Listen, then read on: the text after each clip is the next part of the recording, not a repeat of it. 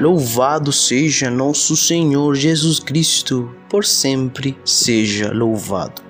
Caríssimos irmãos e irmãs, da família Orações e Canções, evangelizar de um jeito novo.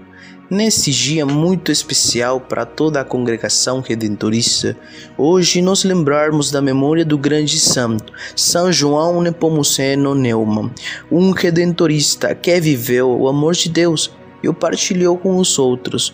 Um redentorista que abriu o seu coração ao milagre de Deus na sua vida, da sua vocação, e que brilhou sobre esta terra, e que como Cristo transmitiu essa luz a todos os que dela necessitavam. Eu sou o Frater Miguel Gutierrez, originário do Panamá, da província redentorista da América Central. Hoje, quarta-feira, 5 de janeiro, vamos refletir sobre o Evangelho de Marcos, capítulo 6, versículos 45 a 52. Ouçamos.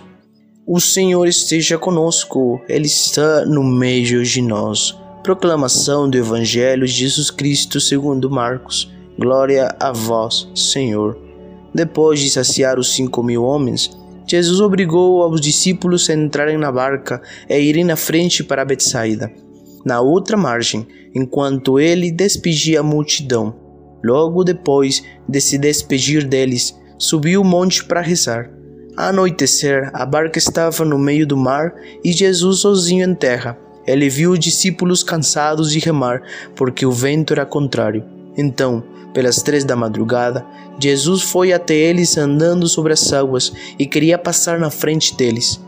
Quando os discípulos o viram andando sobre o mar, pensaram que era um fantasma e começaram a gritar. Com efeito, todos o tinham visto e ficaram assustados. Mas Jesus logo falou: "Coragem, sou eu, não tenhas medo." Então subiu com eles na barca, e o vento cessou. Mas os discípulos ficaram ainda mais espantados, porque não tinham compreendido nada a respeito dos pães. O coração deles estava endurecido. Palavra da salvação. Glória a vós, Senhor. Amigos e amigas, a história desse dia é a continuação do Evangelho de ontem. Jesus diz adeus ao povo, e quando ele deixa o lugar, o texto diz que ele se retirou para rezar. Nada é por nosso próprio mérito, mas é um mérito compartilhado. E a oração é esse sinal de gratidão e de ação de graças pelo que obtivemos, pelo que experimentamos, pelo que conquistamos. O texto diz que Jesus permanece em terra em oração, mas os discípulos permanecem no barco, cansados, exaustos, sem forças, e novamente Jesus vê esta cena e decide ir para onde estão, caminhando sobre as águas, e quando o viram, não o reconheceram, pensaram que ele era um fantasma, por isso gritaram. O medo não os fez ver que era o mesmo Jesus, o Mestre e o Pastor. E perante este medo, a frase de Jesus: "Coragem, sou eu, não tenhais medo." Caros irmãos e irmãs, quantas vezes lutamos contra o vento dos problemas, o vento da solidão, a tristeza de perder alguém que amamos. Quantas vezes lutamos contra a injustiça, a corrupção, os maus tratos, a família e as mulheres, contra o desrespeito. Quantas vezes lutamos contra nós mesmos, até por não compreender por que é que Deus me ama tanto, se eu falhei muitas vezes com Ele e me sinto cansado como os discípulos do Evangelho. A boa notícia é que Jesus sobe no barco. Ele sobe no nosso barco, Ele quer estar conosco e o vento acalma. A vossa vida terá uma nova oportunidade.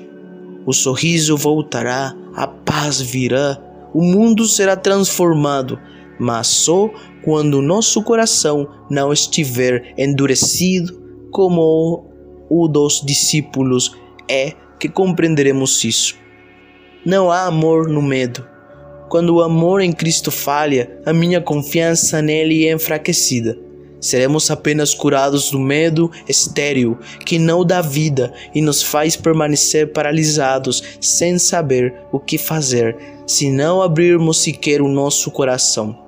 E por isso não podemos fazer grandes coisas como São João Nepomuceno Neumann, o primeiro santo redentorista deste continente americano, deixando a Alemanha, amando a missão, amando os imigrantes, usando os seus dons ao serviço dos outros. Abriu o seu coração, viu Jesus e reconheceu no povo que precisava de ajuda.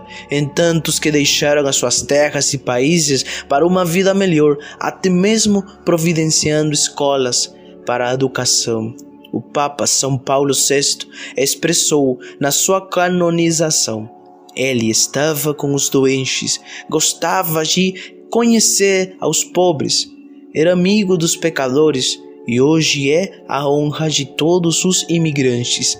E também Neumann era sensível ao sofrimento, à opressão, à pobreza e a todas as necessidades das pessoas que o rodeavam, a primeira das quais é a necessidade de verdade. Igual como Neumann, igual como Jesus, não tenhamos medo, tenhamos coragem, nós podemos fazê-lo.